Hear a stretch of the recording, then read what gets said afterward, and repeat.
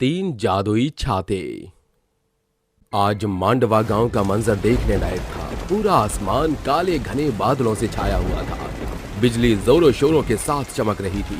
घर का चूल्हा उदास पड़ा हुआ था। तभी 5 साल का भोला चीनू कहता है, माँ, इतनी देर हो गई, पिताजी अभी तक खाना नहीं लेकर आए। माँ की आंखों में भरी बेबसी की झलक को 12 वर्षीय सितारा एकदम साफ तौर पर भांप पा रही थी। चीनू, चलो हम कोई खेल खेलते हैं। सितारा चीनू का ध्यान भटकाने की खातिर उसे खेल में उलझाती है। तभी गगन घर आता है।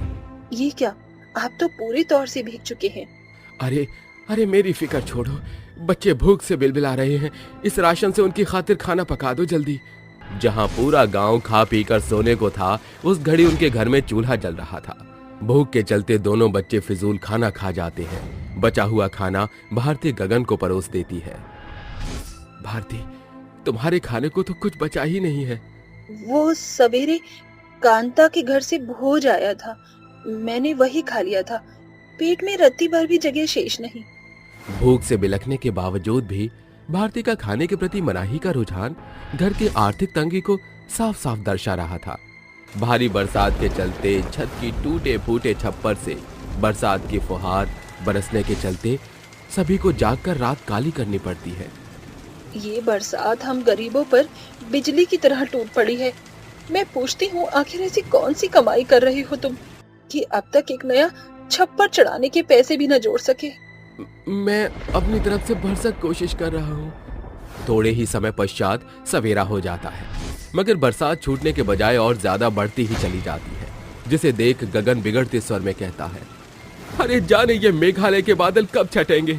कितनी दफा कहा है कि एक छाता खरीद लो, जिससे बरसात में आना जाना सुगम हो। बरसात न छूटने पर गगन भीगते हुए निकल पड़ता है। गांव से कुछ मील की दूरी पर उसकी एक चाय की टपरी थी, जिसे बड़ी ही मुश्किल से घर का गुजारा चल पा रहा था। अरे बरसात में तो चाय की खपत बड़ी अच्छी होनी चाहिए, मगर आज एक भी राहगीर चाय पीने नहीं आया। बच्चों, घर के भीतर ही रहना, मैं तुम्हारे पिता की खातिर खाना लेकर जा रही हूँ। माँ, आप क्यों तकलीफ कर रही हैं? मैं और चीनू मिलकर खाना पहुँचा देंगे। वैसे भी इस घड़ी बरसात एकदम धीमी है। ठीक है बच्चों, मगर ध्यान से। दोनों बच्चे झूमते हुए चल देते हैं। तभी हो रही बूंदाबांदी एकाएक तूफानी बरसात में बदल जाती है। दोनों भाई बहन पूरी तरह से बरसात में सराबोर हो जाते हैं। दीदी, दीदी मुझे ठंड लग रही है। अगर हमारे पास छाता होता तो हम भीगते नहीं। दोनों एक घने पेड़ के नीचे छिप जाते हैं, जहां एक आदमी उनके बगल में खड़ा होता है। अंकल, आपके पास तो छाता है, फिर आप इस पेड़ के नीचे क्यों खड़े हैं? मगर मैं भूखा हूँ। अगर तुम मुझे अपना ये खाना दोगी तो बदले में तुम्हें ये छाता मैं दे सकता हूँ। छाते के लोभ में सितारा उसे खाना दे देती है और आदमी उसे छाता देता है। दोनों जैसे ही छाता खोलते हैं, वो एक छाता 3 छाते में बदल जाता है, जिसे देख वो काफी अचंभित होते हैं। अरे, ये एक छाता 3 छाते में कैसे बदल गया? जैसे ही वो पीछे मुड़ती है तो वहाँ उनके सिवा दूर दूर तक और कोई नहीं होता। तभी वो तीनों छाते चमचमाने लगते हैं, जिनमें से एक छाता सोने का, दूसरा छाता पैसे का और तीसरा छाता इंद्रधनुष के रंग का हो जाता है। लगता है ये तीनों तो जादुई छाते हैं। चलो चीनू, इन छाते को लेकर घर चलते हैं। आज तो माँ बहुत खुश होगी। सितारा साधारण छाते के नीचे आकर दोनों छाते को थामकर चल पड़ते हैं, जहाँ उनकी निगाहें गोल घेरे में छिपे अंधेड़ उम्र के इंसान पर पड़ती है। काका, आप हमारी छाते में आ जाइए। मगर बच्चों, तुम्हारा छाता काफी छोटा है, इसमें 3 जन कैसे समाएंगे? वो बूढ़ा आदमी जैसे ही छाते के भीतर घुसता है, छाते का आकार एकदम बड़ा हो जाता है। उसमें से अनगिनत छाते की बरसात होती है। अरे ये छाता है कि गोवर्धन पर्वत? अरे ये अचानक इतना विशाल कैसे हो गया? क्योंकि ये जादुई छाता है। ये छाता आप रख लीजिए, इसे आप भीगने से बच पाएंगे। इसके बाद वो जादुई तीनों छाते को लिए घर का दरवाजा खटखटाते हैं, जहां भारती किवाड़ खोलती हुई कहती है, मैं तुम्हारी ही राह देख रही थी। तुम्हारे पास ये 3 छाते कहाँ से आए हैं? सितारा अपनी माँ भारती को रास्ते में हुए सारा वृतांत कह सुनाती है और वो एक एक करके तीनों छाते को खोलती है। तभी उन छातों से निकल रही रोशनी से घर का कोना कोना चमक उठता है और वो 3 जादुई छाते में ढल जाते हैं, जिसमें से सोने का छाता उन्हें खूब सारे सोने के सिक्के, पैसे का छाता उन्हें रुपए और साधारण छाता उन्हें काफी सारा छाता देता है। कल तक हम गरीबी से जूझ रहे थे, हमारे पास एक छोटा मोटा छाता खरीदने का दाम भी नहीं था, मगर आज अनगिनत रुपए, सोना और अनेकों छाते हैं। ये सब कुछ सिर्फ इन 3 जादुई छाते के चलते हुआ माँ। देर शाम गगन मुंह लटकाए घर लौट कर आता है, जहां तीनों मिलकर जादुई छाते से निकल रहे सोने पैसे को बटोर रहे थे। ये देख खुशी से उनकी आंखें चमक उठती हैं। अरे इतना सारा धन और पैसा, कहीं ये मेरी आंखों का भ्रमजाल तो नहीं? ये कोई भ्रम नहीं, बल्कि आंखों देखा सच है। ये सब कुछ इस 3 जादुई छाते का प्रभाव है। वो सारा सोना सुनार के यहाँ बेच कर एक खूबसूरत आलीशान घर की नींव खड़ी करके ऐशो आराम की जिंदगी व्यतीत करने लगते हैं। मगर अब ये गांव के निवासियों के मन में खटकने लगती है बात। अरे सविता, लगता है भारती और गगन के हाथ कोई बड़ा खजाना लगा है। तभी तो जहाँ पूरा गांव भारी बरसात के चलते प्रचंड बेरोजगारी से जूझ रहा है, उन्होंने महल ठोक दिया। मुझे तो दाल में कुछ काला नजर आ रहा है। अरे जो इंसान सालों में भी एक छाते का मोल न जुटा पाया, उसके पास एकाएक इतना रुतबा, मुझे तो ये बात नहीं पच रही। वो दोनों औरतें उनके घर आकर कहती हैं, क्या बात है, तुम दोनों के तो ठाठ ही बदल गए। जिनका जादुई चिराग हाथ पड़ गया है क्या? तुम हमारे घर की खुशियों में शरीक होने आई हो या फिर हमारी अमीरी का राज टटोलने? फिर भी हम तुम्हें खाली हाथ नहीं लौटाएंगे। वो तीनों जादुई छाते को खोलकर कहती हैं, ए मेरे तीनों जादुई छाता, जल्दी से अपना जादू तो दिखाना। तीनों छाते जादुई अवतार में आकर खूब सारा सोना और पैसे की बौछार करते हैं। ये देख दोनों का मुंह हैरानी से खुला रह जाता है। अरे तुम्हें जितने धन और रुपयों पैसों की आवश्यकता है, इस ढेरी में से उठा लो। वो झटपट से सारा पैसा सोना उठाकर पूरे गांव में जादुई छाते का डंका पीट देती हैं, जिसके बाद पूरा गांव उठकर उनसे मदद मांगता है। गगन और भारती बिना नाग भौं सिकोड़े जादुई छाते से पूरे गांव की मदद करते हैं। हमारे पास तो रहने के लिए ये आलीशान छत है, मगर जो गरीब मसलूक मंदिर की सीढ़ियों पर बैठे जीवन काटते हैं, वो इस घनघोर बरसात में जाने उनका क्या हो रहा होगा। हमें इन जादुई छाते से उनकी सहायता करनी होगी। वो तीनों जादुई छाते को लेकर मंदिर पहुंचते हैं, जहां बैठे सभी भिखारी बरसात में भीग रहे थे। आप सबके पास रहने को कोई जगह नहीं है क्या? अरे मैम साहब, एक इंसान की 3 जरूरत है, रोटी, कपड़ा और मकान। हमारे पास तो कुछ भी नहीं। हम कोई शौक से इस भारी बरसात में यहाँ डेरा जमाए नहीं बैठे मैम साहब। अगर ये गरीबी जड़ से मिट जाए तो? अरे साहब, क्यों हमारी गरीबी की खिल्ली उड़ा रहे हो? जो होगा ही नहीं उसकी आस क्या लगाना।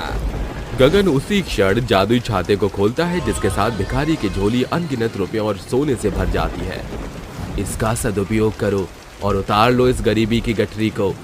इस प्रकार वो हमेशा तीनों जादुई छातों से सैकड़ों गरीबों की जीवनी बदलते हैं और हंसी खुशी रहा करते हैं। अरे बहू, क्या कर रही है? अभी तक तेरी नींद नहीं खुली? अरे सुबह के 12 बज रहे हैं और कब तक सोती रहेगी? चल जल्दी से उठ जा, घर का सारा काम पड़ा है। मुझे कुछ दिखाई नहीं देता है क्या? माँ जी, मेरी आज तबीयत ठीक नहीं है, थोड़ा सा आराम कर लेने दीजिए, उसके बाद मैं सारा काम कर दूंगी। ओहो, महारानी को अभी आराम भी करना है। अगर मुझे 1 घंटे के अंदर घर का सारा काम नहीं मिला तो तू अपना सोच लियो, समझी तू? आराध्या संगीता की ये बात सुनकर रोने लगती है और बुखार में भी वो घर की सफाई करने के लिए उठ जाती है। तभी उसे अपनी पुरानी जिंदगी याद आती है। काश कि आज मेरी शादी न हुई होती तो शायद मैं अपनी जिंदगी में खुश रहती। आराध्या रसोई में खाना बना रही थी।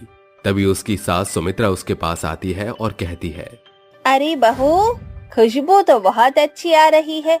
ऐसा लग रहा है जैसे गरम गरम पकौड़े तलकर तेल से बाहर निकाले गए हो। माँ जी, 2 साल बाद अनुराग जी अमेरिका से वापस लौट रहे हैं, इसीलिए मैं उनकी पसंद का खाना बना रही हूँ। जब वो आएंगे तो इतना स्वादिष्ट खाना देखकर बहुत खुश हो जाएंगे। अरे मेरी प्यारी बहू, तू बहुत प्यारी है।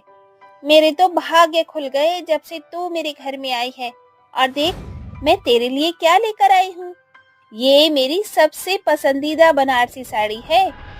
आज इसे ही पहनना, तुम बहुत खूबसूरत लगोगी। माँ जी, आप बहुत अच्छी हो और मेरा बहुत ख्याल रखती हो। जा जा, अब इमोशनल ड्रामा मत कर, नहीं तो मुझे अत्याचारी सास बनना पड़ेगा। तभी घर का टेलीफोन बजने लगता है, जिसके बाद सुमित्रा फोन उठाने के लिए जाती है।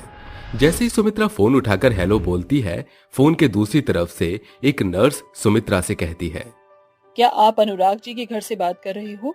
दरअसल मुझे ये कहते हुए बहुत अफसोस हो रहा है कि जिस फ्लाइट से अनुराग जी वापस इंडिया आ रहे थे, वो फ्लाइट क्रैश हो गई है।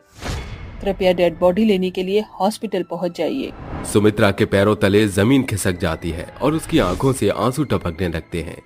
जैसे ये सब आराध्या देखती है, वो अपनी सास सुमित्रा से कहती है, माँ जी, संभाले खुद को। आप रो क्यों रही हो?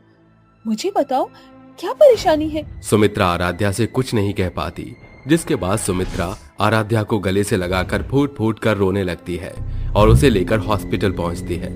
हॉस्पिटल में जैसे ही मुर्दाघर के अंदर सुमित्रा आराध्या को लेकर पहुंचती है, वहां अनुराग की डेड बॉडी एक वेंटिलेटर पर पड़ी होती है, जिसे देखते ही आराध्या पागलों की तरह रोने लगती है। ऐसा नहीं हो सकता। आप हमें छोड़कर नहीं जा सकते। आपने मुझसे वादा किया था कि आप लौटकर वापस आओगे। अनुराग जी, मैं आपके आगे हाथ जोड़ती हूँ, उठ जाइए। मुझे आपका ये मजाक बिल्कुल भी अच्छा नहीं लगता। बहू, संभालो खुद को। अनुराग अब इस दुनिया में नहीं रहा। नहीं माँ जी, ऐसा नहीं हो सकता। ये अभी उठेंगे और मुझसे बात करेंगे। मैं जानती हूँ ये मुझे परेशान करने के लिए ये सब कर रहे हैं, लेकिन मैं बहुत स्ट्रांग हूँ और मैं जानती हूँ कि ये सब सिर्फ और सिर्फ एक मजाक ही है। आराध्या पागलों की तरह करने लगती है। सुमित्रा उसे बहुत ज्यादा समझाती है, जिसके बाद सुमित्रा अनुराग का अंतिम संस्कार करवा देती है। लेकिन अनुराग के जाने के बाद आराध्या बिल्कुल टूट जाती है। अब वो एक जिंदा लाश की तरह जीने लगती है, जिसे किसी भी बात की खबर नहीं होती। ये सब देखकर सुमित्रा अपने पति दामोदर से कहती है, ऐसे ही चलता रहा तो बेचारी आराध्या मर जाएगी। हमें उसके लिए कुछ सोचना चाहिए। मेरा एक दोस्त है सर्वेश, वो बहुत अमीर है और उसका बेटा इंडिया में ही अपना बिजनेस करता है। अगर हम अपनी बहू आराध्या की शादी उसके बेटे से करवा दें, तो वो अपनी जिंदगी में आगे बढ़ जाएगी और खुशहाल जीवन जीने लगेगी। सुमित्रा इस बात से सहमत होती है, जिसके बाद सुमित्रा आराध्या से इस बारे में बात करने के लिए जाती है। लेकिन आराध्या अपनी सास सुमित्रा से कहती है, माँ जी, आप ये कैसी बात कर रही हो? ऊपर वाले ने मुझसे मेरे अनुराग जी तो छीन लिए, अब आप मुझसे उनकी यादें भी छीनना चाहती हो? मैं इस घर को छोड़कर कहीं नहीं जाऊंगी। इस घर में अनुराग जी की बहुत सारी यादें हैं। बेटी, जो चला गया उसके पीछे अपना जीवन व्यर्थ मत कर। मैं तुझे बहू नहीं, बेटी मानती हूँ, इसीलिए तेरे आगे का सोच रही हूँ। तू बहुत सुंदर है और इतनी भरी जवानी में अपनी सुंदरता को खराब मत कर। मेरी बात मान और शादी के लिए हाँ कर दे।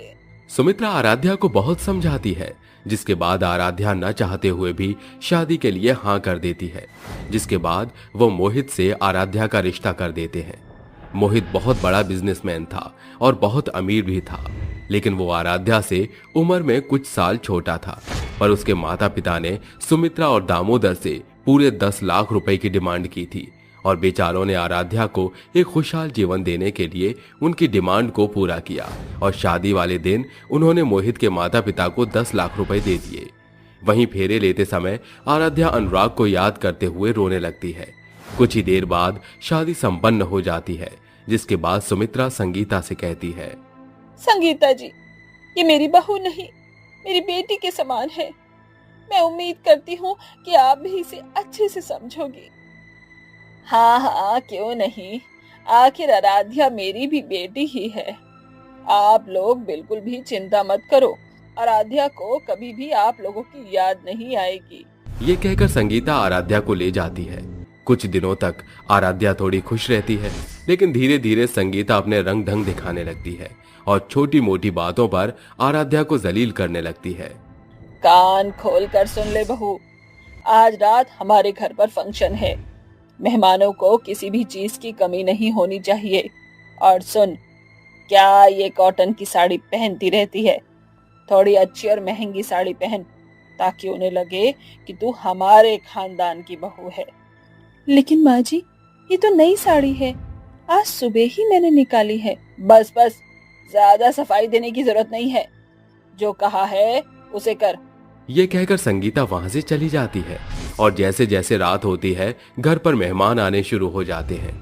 आराध्या उस घर की बहू तो थी, लेकिन किसी नौकरानी से कम नहीं थी और इसी वजह से पूरी पार्टी में वो मेहमानों को खाना सर्व कर रही थी। लेकिन अचानक ही उसका पैर फिसल गया और सारा खाना एक किशन नाम के लड़के के ऊपर गिर गया। अरे ये क्या हो गया? मुझे माफ कर दीजिए, मुझसे गलती हो गई। मैंने ये सब जानबूझकर नहीं किया। कोई खूबसूरत लड़की ऐसा जानबूझकर भी नहीं कर सकती। माफी मांगने की आपको कोई जरूरत नहीं है। किशन आराध्या की आंखों में देखता ही रह जाता है और उसे आराध्या से पहली नजर में ही प्यार हो जाता है। आराध्या भी किशन की बातों को सुनकर उसे देखती रह जाती है कि तभी वहां संगीता आती है और उन दोनों को देख लेती है। जैसे फंक्शन खत्म होता है, संगीता आराध्या से पूछती है, कितनी बड़ी बदचलन है तू। पार्टी में लड़का मिला नहीं और उसके साथ बातें करनी शुरू कर दी। माँ जी, आप ये सब क्या कह रही हो? संगीता मोहित को भी भड़का देती है, जिसके बाद मोहित भी गुस्से से संगीता को एक जोरदार थप्पड़ मारता है और वो वहीं नीचे गिर जाती है। उसी समय किशन सुमित्रा और दामोदर के साथ उनके घर पहुंच जाता है। जब सुमित्रा और दामोदर आराध्या की हालत देखते हैं तो वो बहुत अचंभित रह जाते हैं, जिसके बाद आराध्या उन्हें अपने ऊपर हुए सभी अत्याचारों के बारे में बताती है, जिसको सुनकर किशन और दामोदर तुरंत पुलिस कॉल करते हैं और सुमित्रा के पूरे परिवार को जेल में बंद करवा देते हैं। अब किशन आराध्या को बहुत सपोर्ट करता है, जिसके बाद आराध्या भी किशन को पसंद करने लगती है और कुछ ही समय में वो दोनों एक दूसरे से शादी करके खुशहाल जीवन जीने लगते हैं। वहीं सुमित्रा और दामोदर आराध्या को खुश देखकर बहुत खुश होते हैं। करोड़पति चुड़ैल। धनीलाल जी, मैं बड़े ही उम्मीद से यहाँ आई हूँ। मेरे भूखे बच्चे घर पर भूख से तड़प रहे हैं। इस वक्त मेरे पास एक भी फूटी कौड़ी नहीं है। मुझे कुछ पैसे उधार दे दो। मेरे पास नोटों के पेड़ लगे हैं क्या? मैंने तुम्हारा ठेका नहीं लिया। आ जाते हैं भूखे नंगे की तरह मेरे पास। चल दफा हो जाए यहाँ से। गरीबी से जूझ रही मीठी को धनीलाल खूब खरी खोटी सुनाकर खदेड़ देता है और उसे ये मालूम न था कि दूर खड़ी चुड़ैल ये सब देख रही है। जब मीठी वहां से जाने लगती है तब खुद से बुदबुदाते हुए कहती है, अब इतनी रात को और किसका दरवाजा खटखटाऊं? कितनी बेबस और लाचार हूँ मैं, जो अपने बच्चों के लिए 2 वक्त की रोटी का भी प्रबंध नहीं कर सकती। इससे अच्छा तो मैं मर जाऊं। गरीबी से हारी हुई मीठी मौत को गले लगाने के लिए अपने घर न जाकर एक अंधेरी पटरी पर खड़ी हो जाती है। तभी वही चुड़ैल हवा में उड़ते हुए उसे उठाकर टांग ले जाती है और मीठी कहती है, हे भगवान, ये तो एक भयानक चुड़ैल है। अब क्या करूं? कैसे बचूं इससे? छोड़ दे चुड़ैल मुझे। अभी तो तू अपनी जान देने वाली थी, फिर मरकर एक भूखी चुड़ैल का पेट भर देगी तो क्या बिगड़ जाएगा? तालाब की मछलियों की तरह चटपटाना बंद कर और चल मेरे साथ। चुड़ैल मीठी को लिए उड़ते हुए एक खूबसूरत से बंगले के अंदर आकर उसे उतार देती है और एक बड़ा सा चमचमाता संदूक, जिसमें अनेकों हीरे जवाहरात से गड़े हुए गहने और रुपए पैसे थे, उसके सामने खोलकर कहती है, ये लो, तुम्हें जितने रुपए पैसों की जरूरत है इसमें से निकाल लो। देख क्या रही हो? इतना सारा धन तेरे पास आया कहाँ से चुड़ैल? कहीं तो करोड़पति लोगों के घरों में डाका तो नहीं डालती? करोड़पति को इंसान हो सकता है, चुड़ैल क्यों नहीं हो सकती करोड़पति? करोड़पति चुड़ैल अपनी तिजोरी में हाथ डालकर उसे कुछ रुपए और जेवर देती है और कहती है, जाओ मीठी और जाकर इनसे और अपने बच्चों की जरूरत को पूरा कर लो। चुड़ैल तो इंसानों का शिकार करके अपनी भूख मिटाती है, पर तुम अपना धन दौलत मुझे देकर मेरे बच्चों की भूख मिटाने के लिए मदद कर रही हो। तुम एक बहुत नेक चुड़ैल हो। चुड़ैल से मिले धन को लेकर मीठी अपनी जरूरतों को पूरा करती है। ऐसे ही हर रोज करोड़पति चुड़ैल बंगले में डेरा जमाकर रहती थी। तभी एक गरीब ठेले वाला उसके बंगले के बाहर की सड़क से गुजरते हुए कहता है, पता नहीं भगवान ने हम गरीब और अमीर में इतना अंतर क्यों बनाया। इस महल जैसे घर में रहने वाला कितना सुख भोगता होगा। वो ये कह ही रहा था कि तभी चुड़ैल उसके पास आकर बोलती है, चंदन, चंदन, मेरा नाम कौन पुकार रहा है? पीछे देखो चंदन, ये मैं हूँ। हे भगवान, तुम तो चुड़ैल हो। भाग चंदन, वरना ये चुड़ैल तेरा नाम सत्य कर देगी। रुको चंदन, और बताओ कि तुम्हें किस सुख सुविधा की कमी है, मैं तुम्हारी मदद कर सकती हूँ। अरे कमी हो तो बताओ। ना मेरे पास रहने के लिए एक टिकाऊ घर है, न खाने के लिए अच्छा खाना। पूरा दिन मेहनत करता हूँ, तब जाकर रात को रूखी सूखी रोटी नसीब होती है। फिर जिस रोज मेहनत नहीं कर पाया उस दिन भूखा ही रहना पड़ता है। मेरे साथ आओ, मेरे पास तुम्हारे लिए कुछ है। चुड़ैल उसको अपने बंगले के अंदर ले जाती है और अपनी खजाने भरी तिजोरी को खोल कर कहती है, चंदन, तुम्हें इनमें से जितने भी रुपए, पैसे और गहनों की जरूरत है, बेझिझक उठा लो।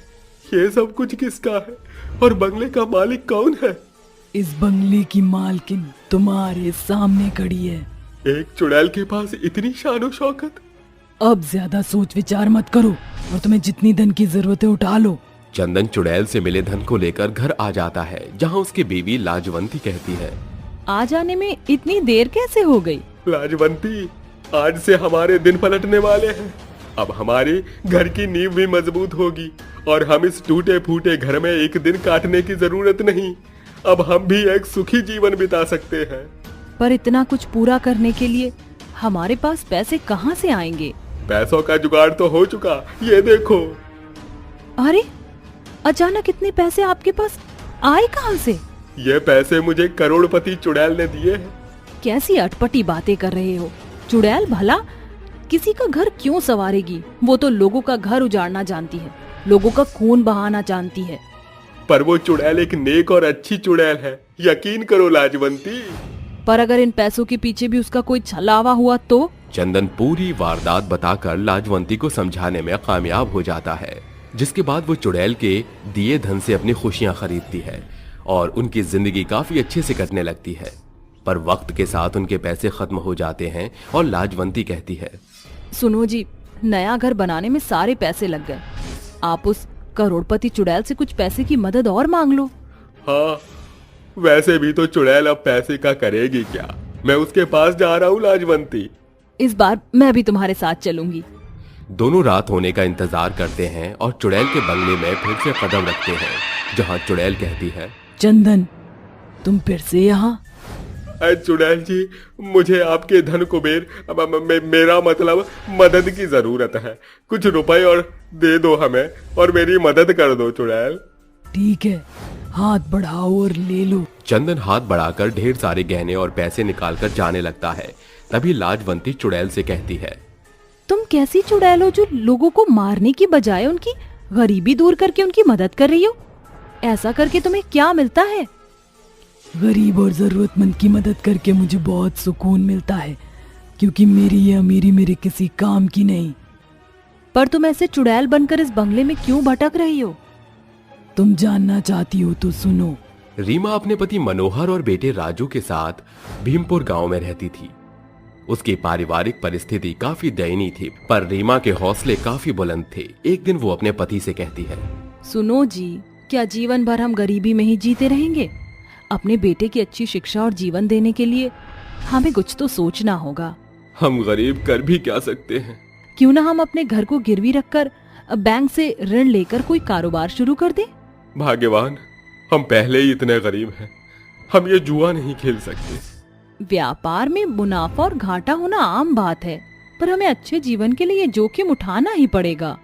दोनों अपने घर को गिरवी रखते हैं, बैंक से ऋण लेकर थोक कपड़ों का व्यापार शुरू करते हैं और उनकी कड़ी मेहनत उन्हें कामयाबी की बुलंदियों पर खड़ा कर देती है, जिसके बाद वो करोड़पति हो जाते हैं। उनके पास बंगला, गाड़ी, रुतबा, ऐशो आराम सब आ जाता है। ये खबर गांव में रहने वाले संपत सेठ को पता चलती है। वो कहता है, इस गांव में मुझसे अमीर की गिनती में इन्होंने खुद को शुमार करके अच्छा नहीं किया। जाओ भीमा और गोपाल, इस करोड़पति रीमा को उसके परिवार समेत पार घाट लगा दो। ठीक है हुजूर, आपका हुक्म सिर आंखों पर। रीमा अपने परिवार के साथ गाड़ी में सवार होकर घूमने जा रही थी, पर किसे पता था कि उनकी गाड़ी के ब्रेक फेल हैं, जिस कारण तीनों की रास्ते में ही मौत हो जाती है। और रीमा अपने तड़पते पति और बेटे को मरता देखकर चुड़ैल बन जाती है और वो उन गुंडों की बातें करते सुनकर कहती है, जिसने मेरी खुशियां उजाड़ी मैं उन्हें मार दूंगी। मेरा करोड़पति बनना ही मेरे और मेरे परिवार की मौत का कारण बन गया, पर मुझे खुशी है कि मेरा करोड़पति होना गरीबों के काम आ रहा है। जो दया जिंदा इंसान गरीबों पर नहीं कर पाते वो तुम मरने के बाद भी कर रही हो। ईश्वर इसका फल तुम्हें जरूर देंगे। इस तरह करोड़पति चुड़ैल मरकर भी लोगों की मदद किया करती थी। गरीब की कांवड़ यात्रा। सावन का महीना शुरू हो चुका था। हर साल की तरह इस साल भी जगदीश के टूटे फूटे घर की छत से बरसात का पानी टपक रहा था। जगदीश की घरवाली मीरा घर के अंदर जगह जगह बर्तन रख रही थी ताकि पानी घर के अंदर ना भरने पाए, लेकिन टूटे घर की तरह उनकी किस्मत भी टूटी हुई थी और ना चाहकर भी पानी नीचे गिर रहा था। थोड़ी देर बाद बरसात बंद हो गई तो उसने चैन की सांस ली। उसका एक 10 साल का लड़का भी था जो गांव के ही सरकारी स्कूल में पढ़ने जाता था। बरसात बंद होते ही वो स्कूल से घर आ गया और घर आकर अपनी माँ से कहता है, माँ, वो मुझे बहुत तेज भूख लग रही है, जल्दी से कुछ खाने को दो ना। अपने बेटे की आवाज सुनकर मीरा कुछ देर के लिए सोच में पड़ जाती है, क्योंकि घर में खाने का एक दाना भी नहीं था। लेकिन मीरा थोड़ा हिम्मत से काम लेती है और अपने बेटे से कहती है, थोड़ी देर और रुक जा बेटा, तेरे पापा कुछ लाते ही होंगे। माँ की बात सुनकर बेटा थोड़ा निराश हो जाता है और एक कोने में बैठकर अपने स्कूल का होमवर्क करने लगता है। अब उसे भी आदत हो चुकी थी भूखा रहने की। शाम होते ही जगदीश घर आ जाता है। जगदीश के खाली हाथ और निराश चेहरा देखकर मीरा समझ जाती है कि आज भी जगदीश को कोई काम नहीं मिला। जगदीश अपनी जेब से कुछ चावल के दाने निकालकर मीरा को देता है और कहता है, ये चावल पकाकर अपने बेटे को खिला दो। मैं कल कोई ना कोई काम ढूंढ ही लूंगा। लगता है ऊपर वाला भी हमारी कठिन परीक्षा ले रहा है। तब मीरा कहती है, ये कैसी परीक्षा है प्रभु, 2 दिन से हम लोगों ने कुछ नहीं खाया। पर बेचारी मीरा करती भी तो क्या। अपने बेटे को चावल खिलाकर दोनों पति पत्नी भूखे पेट सो जाते हैं। फिर अगली सुबह जगदीश काम की तलाश में घर से निकल जाता है और वो सारा दिन काम की तलाश करता है, पर उसे कोई काम नहीं मिलता। उसकी आंखों से आंसू निकलने लगते हैं।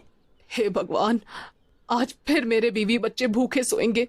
किन अपराधों की सजा दे रहा है मुझे तू। वो फूट फूट कर रोने लगता है।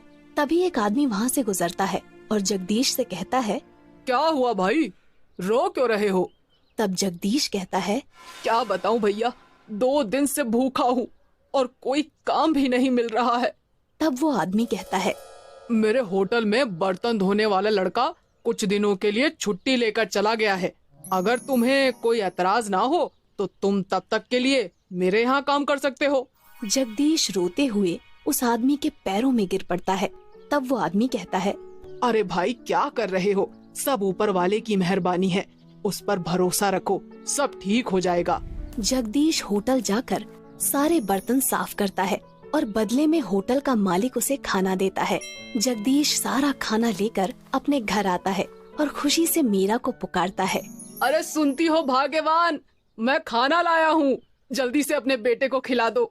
जगदीश और उसकी पत्नी मीरा और उसका बेटा तीनों मिलकर सबसे पहले भगवान शंकर की पूजा करते हैं और उन्हें प्रसाद लगाते हैं। उसके बाद तीनों भर पेट खाना खाते हैं। आज जाने कितने दिनों बाद तीनों ने भर पेट भोजन किया था। जगदीश भगवान का शुक्रिया करके सो जाता है। अगले दिन फिर से जगदीश उसी होटल में पहुंच जाता है और दिन भर काम करने के बाद उसे शाम को कुछ पैसे और कुछ खाना मिलता है। जगदीश को घर लौटते लौटते रात हो जाती है और जब वो रास्ते में आ रहा होता है तो उसे एक साधु महात्मा मिलते हैं और वो महात्मा जगदीश से कहते हैं, बेटा, मैंने 2 दिन से कुछ नहीं खाया है। अगर तुम मुझे खाना खिला दो तो भगवान तुम्हारा कल्याण करेंगे। जगदीश बहुत नेक दिल इंसान था। वो तुरंत अपने थैले में से आधा खाना उस साधु महात्मा को दे देता है। खाना खाकर साधु महात्मा तृप्त हो जाते हैं और जगदीश से कहते हैं, बालक, हम तुम्हारे प्रसाद से तृप्त हो गए हैं। अगले सोमवार से कांवड़ यात्रा लेकर निकल जाओ। अगर एक बार तुम कांवड़ यात्रा पूरी कर लोगे तो तुम्हारी सारी मनोकामनाएं पूरी होंगी, सारे दुख दर्द दूर हो जाएंगे। और इतना कहकर वो साधु महात्मा जगदीश को आशीर्वाद देकर चले जाते हैं। जगदीश सारे रास्ते में कांवड़ यात्रा के बारे में सोचता रहता है और घर पहुंच जाता है। घर पहुंचते ही वो ये बात अपनी पत्नी मीरा को बताता है। तब मीरा कहती है, कांवड़ यात्रा के लिए कुछ पैसे भी तो होने चाहिए और हमारे पास तो एक फूटी कौड़ी तक नहीं है। तब जगदीश कहता है, ऊपर वाले पर भरोसा रखो, मैं होटल में काम करके कुछ पैसे कमा लूंगा और फिर कांवड़ यात्रा पर निकल जाऊंगा। अगले दिन से जगदीश होटल में काम करके पैसा इकट्ठा करना शुरू कर देता है और एक हफ्ते के अंदर कुछ पैसे जमा कर लेता है। अगले सोमवार को जगदीश अपने बीवी बच्चों को भगवान के हवाले करके कांवड़ यात्रा पर निकल जाता है। हे भगवान, मेरे लौटने तक इनका ख्याल रखना। जगदीश दिन भर महादेव का जाप करते हुए यात्रा करता है और रात होते होते पास के एक गांव में पहुंच जाता है। उसकी पत्नी मीरा ने कुछ पराठे और अचार को एक पोटली में बांधकर उसे दिया होता है। जगदीश उसी से अपना भोजन करता है और रात को विश्राम करता है। अगली सुबह होते ही जगदीश कांवड़ यात्रा पर निकल पड़ता है। रास्ते में उसे कुछ कांवड़ यात्री मिल जाते हैं और वो भी महादेव का जाप करता हुआ कांवड़ यात्रियों के जत्थे में शामिल हो जाता है। लेकिन कुछ ही दूर जंगल के पास बहुत सारे डाकू उन पर हमला कर देते हैं और उनकी सारी चीजें लूट कर ले जाते हैं। सभी कांवड़ यात्री अपने अपने घर वालों को फोन करके वहां बुला लेते हैं और फिर से कांवड़ यात्रा शुरू कर देते हैं। लेकिन जगदीश भला किसे बुलाता और उसके सारे पैसे भी खत्म हो चुके थे। वो रोने लगता है और कहता है, हे भगवान, ये कैसी परीक्षा है। अब मैं अपनी कांवड़ यात्रा कैसे पूरी करूंगा। जगदीश उसी रास्ते पर भीख मांगना शुरू कर देता है ताकि वो अपनी कांवड़ यात्रा पूरी कर सके। उसे भीख मांगते मांगते कई दिन हो जाते हैं। इधर गांव में उसकी पत्नी मीरा और बेटे की स्थिति बदतर हो जाती है। उनके पास खाने का सारा राशन खत्म हो चुका था और गांव के बहुत सारे कांवड़ यात्री वापस भी लौट चुके थे, लेकिन जगदीश अभी तक वापस नहीं आया था। इसी बात से चिंतित होकर एक दिन मीरा भगवान के सामने रोने लगी। हे ईश्वर, मेरे पति की रक्षा करना। उधर जगदीश जैसे तैसे कुछ पैसे इकट्ठा करके अपनी कांवड़ यात्रा दोबारा से शुरू करता है। अब जगदीश की हालत बहुत खराब हो चुकी थी। कई दिनों से भूखा प्यासा बेचारा जगदीश जैसे तैसे करके अपनी कांवड़ यात्रा पूरी करता है और गंगा जल को भगवान शिव के शिवलिंग पर चढ़ाता है। अपनी यात्रा पूरी करके जगदीश वापस घर लौट रहा था। तभी रास्ते में एक कार से उसका एक्सीडेंट हो जाता है और वो बेहोश हो जाता है। जब उसकी आंख खुलती है तो वो किसी बड़े से बंगले में बिस्तर पर लेटा हुआ था। अरे अरे अरे, लेटे रहो बेटा, तुम्हारे सिर पर गहरी चोट है। सामने खड़े एक दादाजी ने कहा। तब जगदीश आश्चर्य से पूछता है, मैं यहाँ कैसे दादाजी? बेटा, रास्ते में मेरी कार से तुम्हारा एक्सीडेंट हो गया था। तब जगदीश बिस्तर से खड़े होते हुए कहता है, शुक्रिया दादाजी, पर मुझे जल्द से जल्द घर पहुँचना होगा। मेरे बीवी बच्चे पता नहीं किस हालत में होंगे। पता नहीं उन्होंने कितने दिनों से कुछ खाया भी होगा या नहीं। बेटा, तुम्हारी हालत देखकर लग रहा है जैसे तुम बहुत गरीब हो। अगर तुम्हें कोई एतराज ना हो तो तुम मेरे यहाँ नौकरी कर सकते हो। वैसे भी मेरा इस दुनिया में कोई नहीं है। दादाजी की बात सुनकर मानो जगदीश के भाग्य खुल गए हों। वो तुरंत गांव जाकर अपनी पत्नी मीरा और बेटे को साथ ले आता है और दादाजी के घर में नौकरी करने लगता है और वहीं पर रहने लगता है और उनकी सारी गरीबी दूर हो जाती है। अब जगदीश को भगवान पर पूरा भरोसा हो चुका था और अब से वो खूब दान धर्म करता है और भगवान की भक्ति करता है। जय शिव शंकर। नाटी और लंबी बेटी की शादी। मनमोहन अपनी बेटियों अमृता और सुष्मिता से बेहद प्यार करता था, पर लीला मन ही मन बेहद परेशान रहा करती थी। सांझ होते थका हारा मनमोहन घर लौट कर आता है। लीला, अरे एक गिलास पानी लाना। ये लीजिए, पानी पीजिए। क्या बात है लीला, तुम्हारे माथे पर ये चिंता की शिकन क्यों है? सब कुछ जानते हुए अनजान मत बनो आप। जानते हो कि मैं हमारे भविष्य को लेकर परेशान हूँ। देखो लीला, मैं हरगिज तुम्हारे जिद के आगे घुटने नहीं टेकूंगा। मैं कौन सा खजाना मांग रही हूँ, एक औलाद ही तो मांग रही हूँ। हमारी बेटियां एक दिन अपने ससुराल चली जाएंगी, फिर कौन बनेगा हमारे बुढ़ापे की लाठी? तुम कल की चिंता में आज क्यों व्यर्थ कर रही हो? ईश्वर हमें चलते फिरते उठा लेगा। नजर उठाकर अपने गांव में देखो, किसका बेटा अपने बूढ़े लाचार माँ बाप के साथ खड़ा है। देखो जी, बात मत घुमाओ, मुझे एक बेटे की आस है। लीला, मेरी खातिर इस महंगाई भरी दौड़ में अपनी दोनों बेटियों को उच्चतम शिक्षा देना जरूरी है। फिर मेरे लिए मेरी बिटिया बेटों से जरा भी कम नहीं, समझी?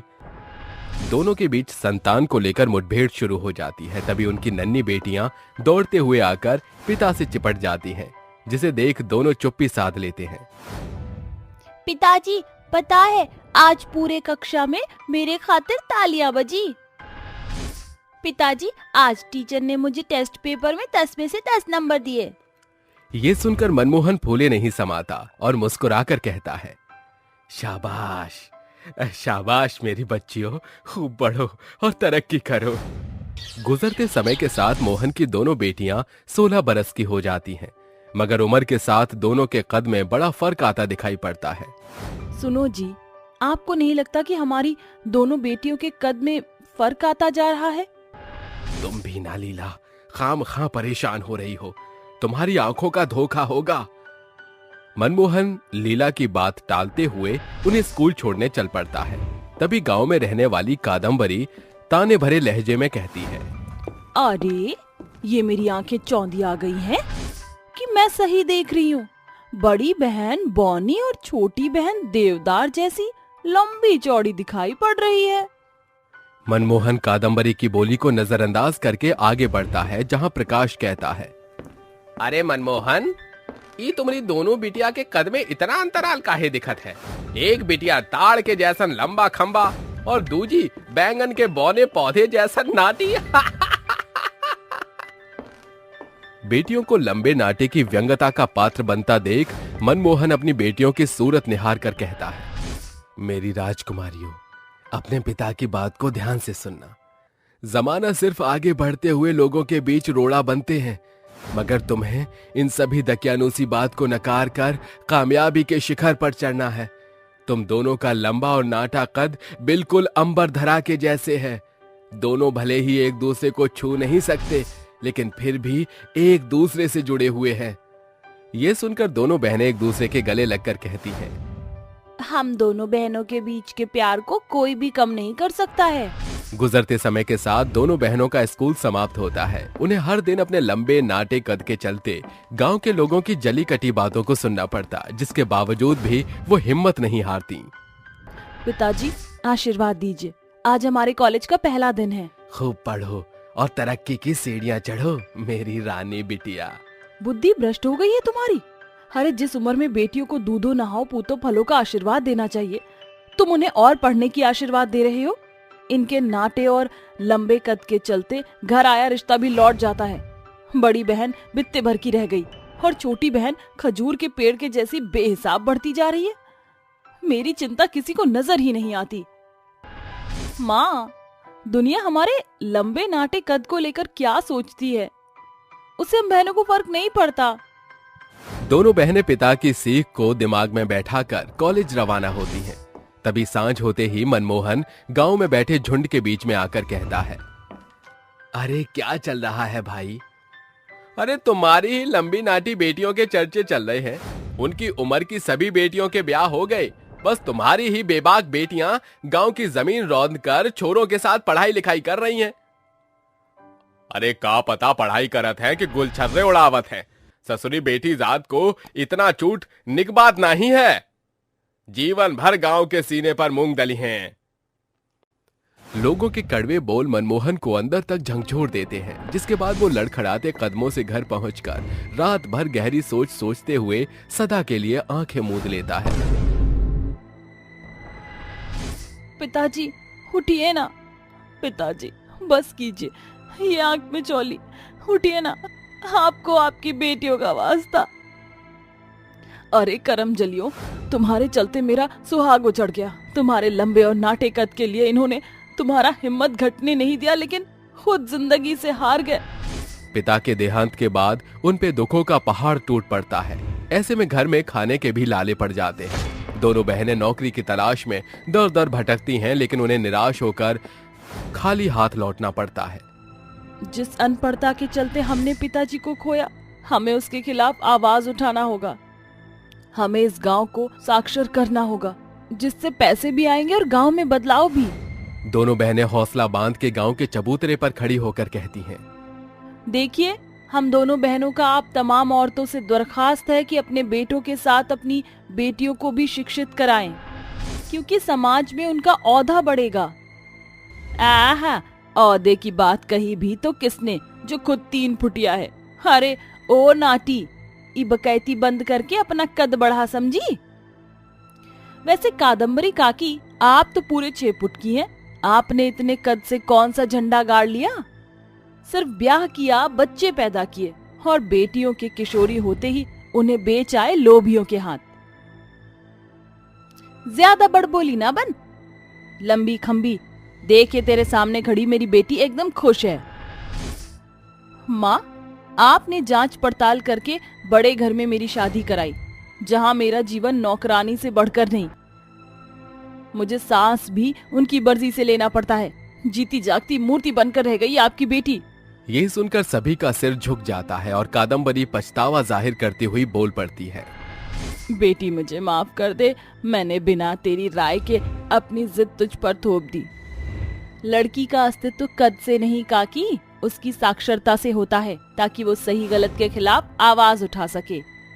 अब से हम सभी की बिटिया तुमसे कोचिंग लेंगी।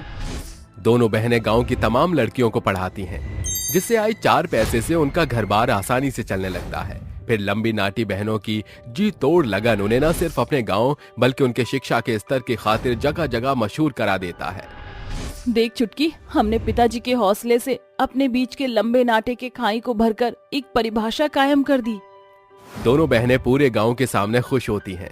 तभी लंबी सुष्मिता अपने कदमों पर बैठकर अपनी नाटी बहन के गले लगकर खुशी जाहिर करती है। बिटिया, हम सभी ने तुम्हारे नाटे लंबे कद को लेके हमेशा तुम्हारे उत्साह को कम किया, हमको माफ करना। मेरी बच्चियों, अपनी माँ के उस दिन के कड़वे बोली को माफ कर देना। अब तुम अपने पैरों पर खड़ी हो चुकी हो, तुम्हारा घर बसाने की जिम्मेदारी हमारी। दोनों बहनों की बड़ी तरक्की को देखकर उनकी खातिर कई रिश्ते आते हैं। एक रोज 2 भाइयों का रिश्ता उनके घर आता है। मैं हूँ राजेश और ये मेरा छोटा भाई रूप। हम आप दोनों बहनों से शादी करना चाहते हैं, अगर आपको मंजूर हो तो। दोनों बहनों को पहली नजर में वो पसंद आ जाते हैं, जिसके बाद लीला अपनी लंबी नाटी बेटियों का गठबंधन करती है। पूरा गांव मिलकर उन्हें बधाई देता है और विदाई देता है। सदा सुहागन रहो मेरी बच्चियों। आज तुम्हारे पिताजी जहाँ से भी तुम्हें देख रहे होंगे, वो फक्र महसूस कर रहे होंगे। ये गांव रूढ़िवादी सोच के दलदल में डूबा था, जिसे तुमने बाहर निकाला है। सदा खुश रहो। इस तरह अंत में लंबी नाटी बहनें देवरानी जिठानी बनकर हंसी खुशी अपनी गृहस्थी की शुरुआत करती हैं और रूढ़िवादी गांव से लड़कियों के प्रति जो सोच थी उसको बदलती हैं।